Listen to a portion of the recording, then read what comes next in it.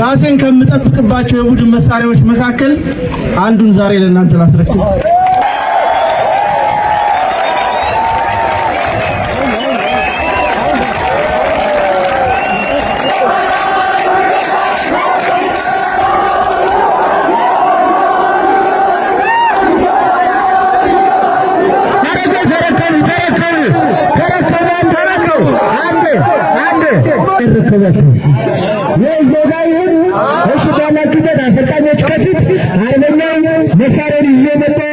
በድጋሚ ይሄንን እንደወስን ስላደረጋችሁ እንኳን ደስ አላችሁ።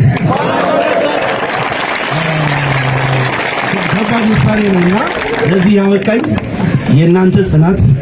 እኔ ከዚህ የምትታዩ ልጆች ተሰርታችሁ እናንተን ለሰሩ ሰዎች ግን የተለየ ክብር አለኝ። እናንተን ለሰሩ 24ኛ ክፍለ ጦር አመራሮች በቃ የምርኮኛ ወግ እንደዚህ ነው። ሻለቃ ስንተኛ ክፍለ ጦር ነህ? 22ኛ ክፍለ ጦር ነሽ? ቀና በለሻት፣ ቀና በል። እኔ ነኝ የተቀጣ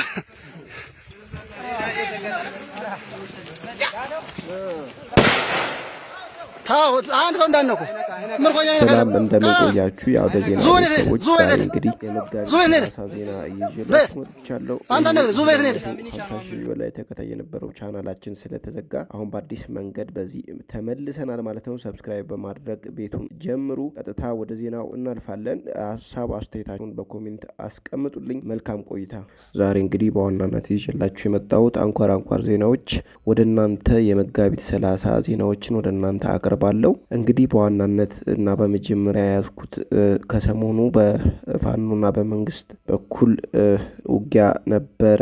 ጠንከር ያለ ውጊያ ነበረ። በዛም ውስጥ ብዙ ምርኮኞችና እንዲሁም ደግሞ ኮሎኔሎች ተማርከዋል። እንግዲህ እነሱን በማስመልከት የተማረኩት ወታደሮች ፋኖ ይችላል፣ መንግስት ይልቀቅ፣ ምርጫ አያስፈልግም ሲሉ ተሰምተዋል። በሌላ ዜና ደግሞ ኮሎኔሉ ፋኖ ይችላል ማለቱ እሱም ደግሞ መነጋገሪያ ሆኖ ተሰምቷል። ሌላው አስመልክቶ መንግስት የፋኖ ኃይሎችን በጦርነት ማሸነፍ እንደማይችል ስላወቀ በዋናነት የፋኖ ቤተሰቦች የተባሉትን ማገቱ ተሰምቷል።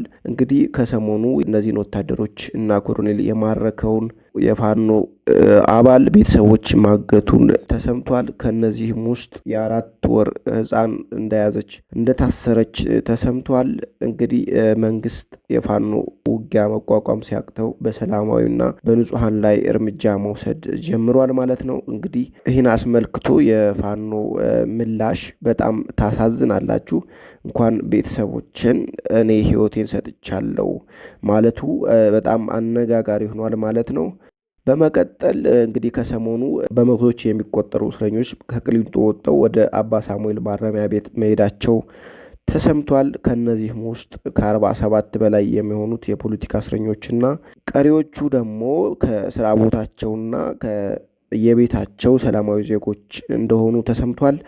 እንግዲህ አባ ሳሙኤል ላይ ምንም አይነት የመሰረታዊ ፍላጎቶች አለመሟላታቸው ተሰምቷል። እንግዲህ እነዚህ እስረኞች በጣም ጭቆናና ግፍ እንደበዛባቸው እየገለጹ መሆኑ ተሰምቷል። እንግዲህ መንግስት በሰላማዊ ዜጎች ላይ የሚያደርገውን ጭቆናና ግፍ ታሪክ ይቅር የማይለው ስራ እየሰራ መሆኑ ታውቋል።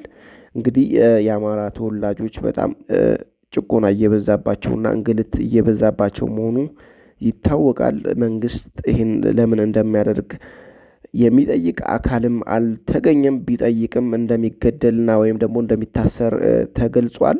እንግዲህ መንግስት በአማራ ክልል ጦርነት ማድረግ ከጀመረ ሰነባብቷል።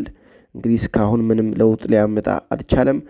ይሁን እንጂ መንግስት አሁንም ይባስ ብሎ ምንም ጦርነት የለም እንዲሁም ደግሞ ምርጫ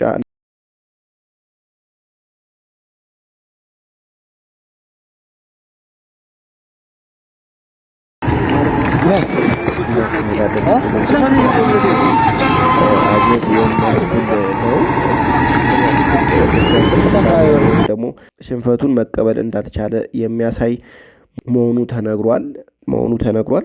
እንግዲህ ወደ ሌላ ዜና ስናልፍ ደግሞ ትላንት ጊዜያዊ አስተዳደር ወደ አዲስ አበባ መጥቶ መንግስት ጋር ተወያይቷል ማለት ነው። እንግዲህ በዋናነት ከጌታቸው ጋርም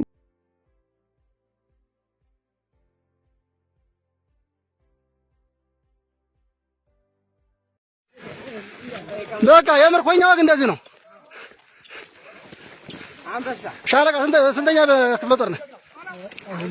ሁለተኛ ክፍለ ጦር ናችሁ? ቀና በል እሸት፣ ቀና በል። እኔ ነኝ የተቀጣ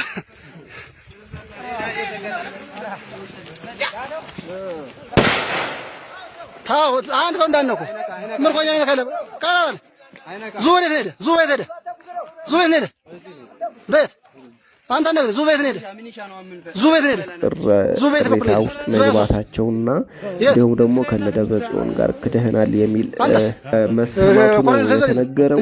በዋናነት ጄኔራሉ ጥሩ ስራ ሰርተሃል የሚል ሙገሳ ቢሰጠውም እሱ ግን ምንም አይነት ስልጣን አልፈልግም፣ አሁን ከስልጣን መውረድ እፈልጋለሁ ማለቱ ተሰምቷል። እንግዲህ መንግስት ምንም አይነት ከስልጣን የመልቀቅ የማስለቀቅ ወይም ደግሞ ሌላ የመሾም ፍላጎት እንደሌለውና ለቀጣዩ 6 ወር መቀጠል እንዳለበት መንገሩ ተሰምቷል። ከትግራይ ክልል ባለው ሁኔታ አሁን ነገሮች እየተባባሱ ነገሮች ከቀን ቀን ወደ ሌላ ችግር እየመጡ መሆኑ ተሰምቷል። እንግዲህ ደብረ ጽዮንና ጄኔራሉም ሰላማዊ እንዳልሆኑ በአንዳንድ ምንጮች ተዘግቧል።